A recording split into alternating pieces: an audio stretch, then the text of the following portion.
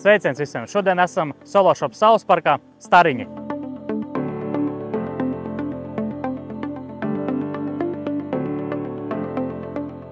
Šodien pastāstīšu, kādas akumulātoru sistēmas izmanto Stariņos, Sološop saules parkā, un arī kādas jūs varēsiet izmantot savos uzņēmumos un savos saules parkos.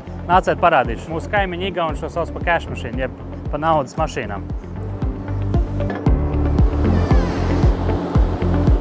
Mazliet pievēršu, lai var dzirdēt, ko es saku, jo diezgan spēcīga desēšanas sistēma. Viena šāda konteineru kapacitāte ir 1100 kWh, jeb 1 MW.